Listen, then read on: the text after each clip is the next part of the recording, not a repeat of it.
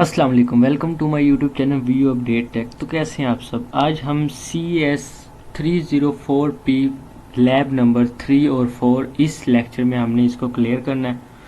तो बिना time waste के चलते हैं हम अपने लेक्चर की तरफ। लेकिन इससे पहले अगर आप मेरे चैनल पे फर्स्ट टाइम आए हैं तो इसको सब्सक्राइब लाजमी कीजिएगा। अब हमारी चल रही ये लैब की क्लासेस। इसमें क्या होती है, हमें एक लैब दी जाती है, उसमें हमने कोडिंग करनी होती है और बस हमारा मतलब एक लेक्चर कवर हो जाता है। और ये हमारे पास 15 लेक्चर होते हैं, हम समझ लो हमने 15 लैब्स क्लियर करनी होती है बस। और बहुत इजी पेपर होता है, तो आपने टेंशन नहीं लेनी। तो अब मतलब लैब नंबर 3 में हमसे क्या पूछा गया है, write program which consist of a class name room having two data members height and width. The class should also consist of 3 constructor, default constructor, 1 argument constructor and 2 argument constructor. मतलब हमें एक class दी गई है जिसका नाम room है और हमारे पास उसके 2 डाटा मेंबर्स हैं, एक हाइट और एक विड्थ. अब हमने क्या करना है, उसको 3 कंस्ट्रक्टर क्लासेस के अंदर मतलब कंसिस्ट करना है उसको. कौन कौन सी है वो, default constructor, 1 argument constructor and 2 arguments constructor. यहाँ पे ये देखिए नीचे हमें आंसर भी दिया हुआ, हमने सेम इसी तरह निकालना है. Default constructor is called height मतलब 0 width 0 and argument constructor is called height 10 width 0. 2 arguments constructor is called height 10 और विड्थ 20. हमने ऐसे करना. तो चलते हैं हम अपनी कोडिंग की तरफ. कोडिंग मैं पहले ही कर चुका हूँ, बस आपको थोड़ी सी तफसील दूंगा इसकी. CS304 भी लैब नंबर 3 और वीयू अपडेट टेक को सब्सक्राइब करें. ठीक हो गया.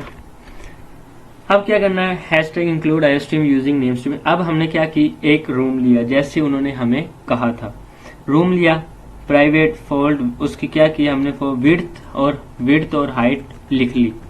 ठीक हो गया. पहले में उन्होंने क्या कहा था, हमारे पास 0 मतलब उसकी विड्थ भी 0 और हाइट भी 0 और हमारे पास 3 मतलब कंसिस्ट किया गया. ये एक डिफॉल्ट कंस्ट्रक्टर 8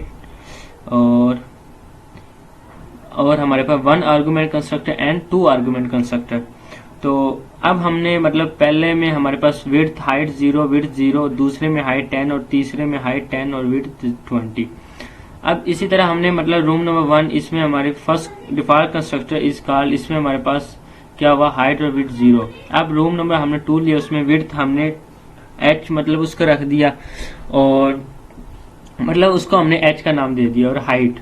अब थर्ड नंबर पे हमारे पास आ गया फ्लोट और फ्लोट मतलब फ्लोट h का नाम दे दिया और हाइट तो हमने विड्थ तो हमने w का नाम दे दिया. ठीक हो गया. अब हमने क्या किया, जैसे उन्होंने कहा था R1 हमारे पास 0 0, इसमें R2 हमारे पास हाइट उसकी 10 और इसमें हमारे पास 10 और 20. ठीक हो गया. अब हम इसको कंपाइल एंड रन करके चेक करते हैं. तो ये हमारे पास कंपाइल हो रहा है.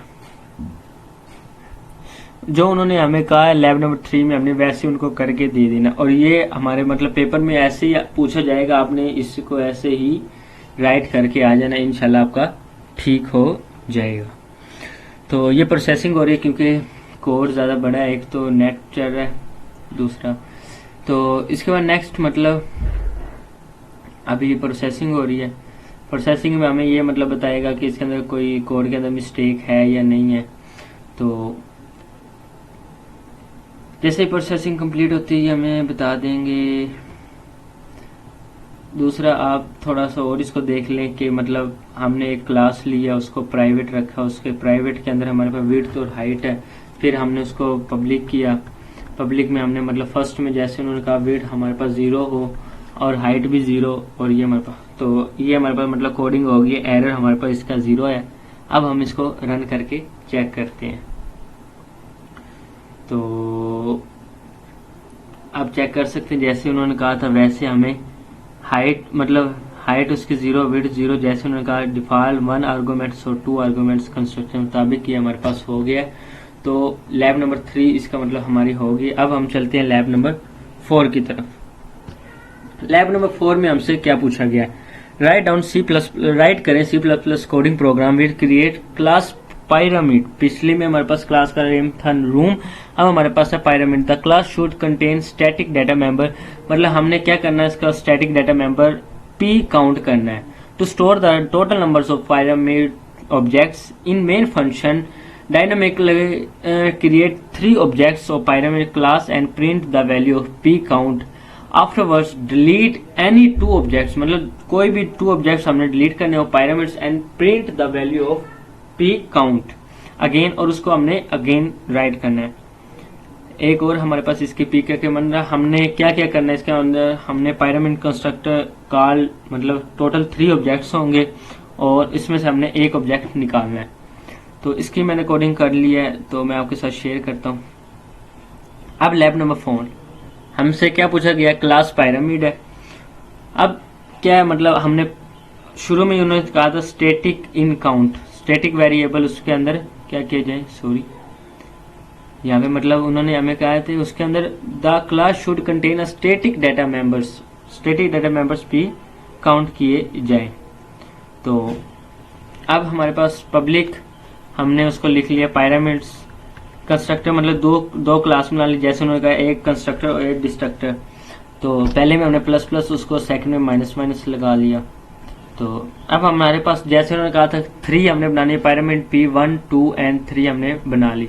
और जैसे उन्होंने कहा था डेल 2 करने हैं, आप यहाँ पे चेक कर भी सकते हैं। उन्होंने कहा था afterwards 2 objects delete any 2 objects pyramid P again. तो इसी तरह हमने 2 उनको डेल भी कर दिया और ठीक हो गया। और जैसे उन्होंने यहाँ पे हमसे पूछा भी गया है कि उसकी वैल्यू अगेन हम P काउंट करें, तो इसी तरह हमने फिर क्या किया, उसको अगेन काउंट भी किया। तो इस तरह ये भी हमारा हो गया है। तो उम्मीद करता हूँ आपको इसकी भी समझ आ गई होगी और दूसरे कोड की भी समझ आ गई होगी। तो इसी तरह आप सेम राइट करके आ जाना, आपका इंशाल्लाह कोड ठीक हो जाएगा। तो मिलते हैं इंशाल्लाह नेक्स्ट लेक्चर लैब नंबर 5 में। टेक केयर, अल्लाह हाफिज।